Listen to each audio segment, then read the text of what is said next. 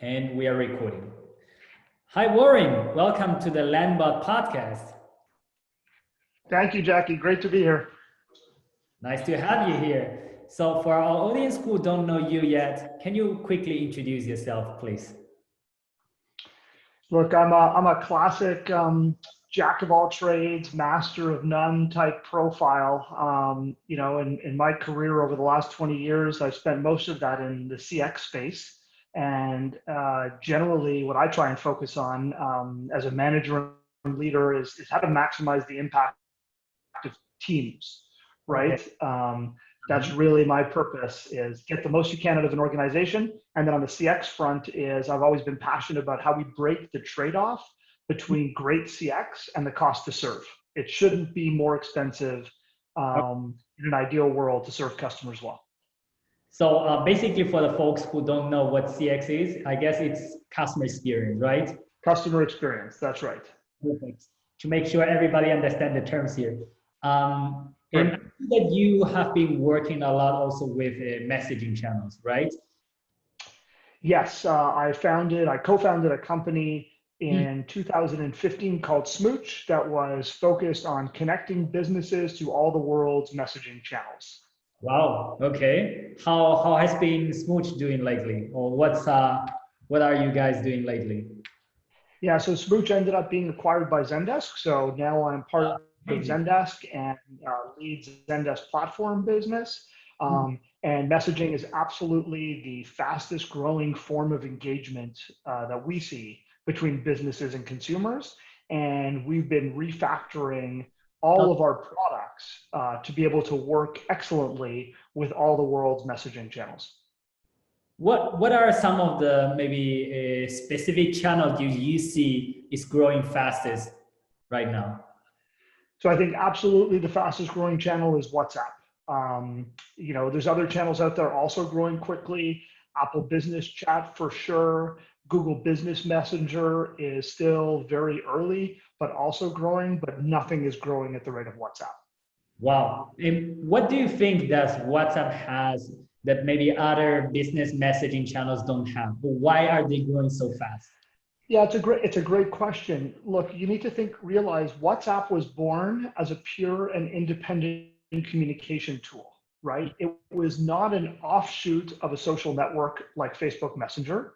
It Okay. wasn't an offshoot of a mobile platform like Apple Business Chat or Google Business Messenger. Okay. And so I think that focus made WhatsApp one of sort of the cleanest and lowest friction messaging apps in the market. Okay. And it ultimately, and also being cross-platform, it became the channel with the most global users. Yeah. Then I think it has one other differentiation also, is that it's always had or this long-standing end-to-end encryption model. So because of the end-to-end encryption, it's very trusted by both consumers and businesses. Okay. And so ultimately, this becomes a perfect match for business communications. And maybe WhatsApp is less ideal for the marketing use case and life cycle marketing to users, but Okay. for sort of proactive business notifications, whether that's a shipping notification, a boarding pass, a receipt, two-factor authentication, or customer-initiated service. Yeah.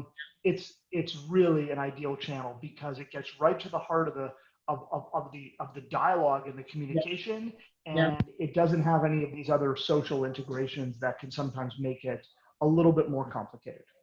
And speaking about maybe customers or type of businesses that can benefit most from using WhatsApp, which type of companies do you think are using WhatsApp mostly today?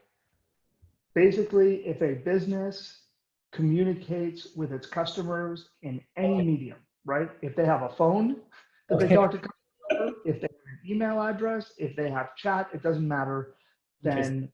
then they should be using WhatsApp. I guess the only question would be, WhatsApp is not so relevant in the North American market in particular, and perhaps some of the Asian markets. Okay. It's less relevant, like China and Japan, and places like Korea. Okay. But almost everywhere else in the globe, it is a core channel. So I basically say any business that needs to communicate with its users should be thinking about WhatsApp. Oh, wow. And which region do you see the fastest growth lately in terms of WhatsApp adoption? So I think Latin America is off the charts. I Okay. mean, off the charts. And I'd say after that, you're probably getting into, the Europe, Middle East, especially Southern Europe and the Middle East, and then into Africa Wow. Wow. That's and amazing. India. And you also have to throw in India into that mix where, Okay. every single, it is the channel of choice across all of India. Yeah. Yeah. I heard like India is kind of the top country for WhatsApp where they have most their customers, right? Uh-huh. Yeah, I'm not looking at the data in front of me. It feels like it might be a close between India and Brazil. Interesting. Interesting. They are launching, by the way, the payment service in Brazil, right? And that's also another, I think, big step for really WhatsApp to take over the messaging space. Yep, having commerce integrated is key for businesses, right? The ability to purchase right in a conversation, what I like to call conversational business and Yeah. conversational commerce, Yeah. is definitely where we're headed. Wow. Wow. Sounds really exciting.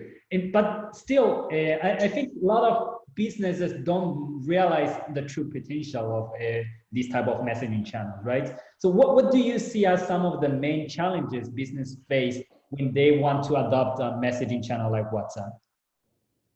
Yeah, so you sort of mentioned two things there, and I'm going to focus on the second, like, Okay. businesses don't not seeing the full potential. I Mhm. agree, and that's going to come as soon as businesses get on these channels. They immediately feel the demand and the satisfaction that customers get. But let's focus on that question of challenge. And I Okay. think I want to come to omni-channel communications and people. I think historically we think of omni-channel as being available on your customer's preferred channel. Okay. But the truth is, historically, only a minority of customers switch channels. So what I mean is customers who like to call, they call, right? Oh, Customers who like to email, they email. If they like to chat, they chat. And they typically stay within their channel. And so we see a lot of businesses that didn't need to move to sort of omni-channel software. So they could have a different, contact center software that handles voice. And then they could have email ticketing software, and then they could have live chat. And they truthfully could have been separated okay. because the customers who use each are pretty different. Okay. But messaging is very different because messaging is context driven, right? Okay. So if I'm on Facebook, if I'm a consumer on Facebook Mhm. and I see a business page that I'm interested in and I have a question, my Yeah. path of least resistance is going Yeah. to be just message them on Facebook Messenger. Okay. But Okay. if I'm on Instagram, I want to message from there. If Mhm. I search for a business on Google Maps and I click to message to say, hey, can I get a reservation tonight? Or what are your opening hours? Or, a question about a product for that store, then I'm going to use Google Business Messages because that's the button right in front of me. And the Mhm. same thing for Apple Business Chat, right? If I'm searching with Siri or I'm searching with Spotlight Okay. on iOS, or Okay. then Apple Business Chat is going to come out.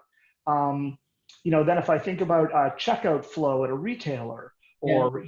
or a reservation at a hotel, and they want to know where I want to get, my shipping notification or my boarding pass, I might pick WhatsApp because that's Yeah. the most logical, that's the dominant tool I use. And so when you ask me the channel I want you to send me something, that's what it's going to be.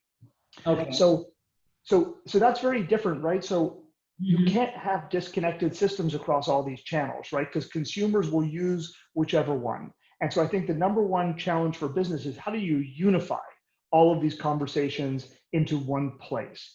How do you make sure that an agent doesn't need to use a different business process when a Yeah. customer's on Facebook versus Twitter versus Apple Business Chat versus WhatsApp? The business should be able to handle those conversations seamlessly without worrying about it. And I Mhm. mean, from the bot business Yeah. is ideally you can build one bot and deploy it everywhere, right? But that's not easy, right? We need pretty advanced Well, everybody's technology. trying to get, right? Yeah, so we need technology to come into play here to make it easy for businesses to serve customers on all these channels. But so you are arguing that businesses need to be on like almost all those messaging channels available, or the more I mean, channels they offer, the better. Is that kind of the way you are suggesting it? yeah, absolutely. I think that you want to be all the places where your customers are, and you shouldn't have to make a trade-off here.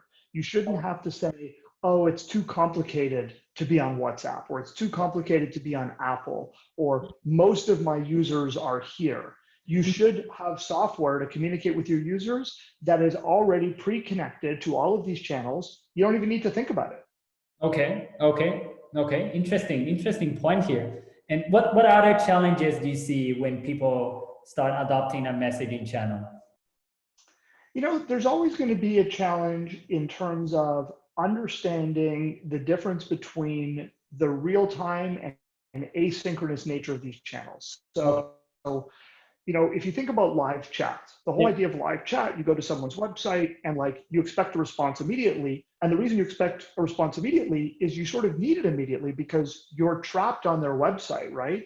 You can't, if you leave the website, you may not see the reply. You know, sometimes you can get a browser notification, but you might miss that. So it has to be a real-time conversation because you're on their website. But when you're using a messaging app and you've got your phone in your pocket, just like I can text you and I can go on to something else and you can reply when it's convenient.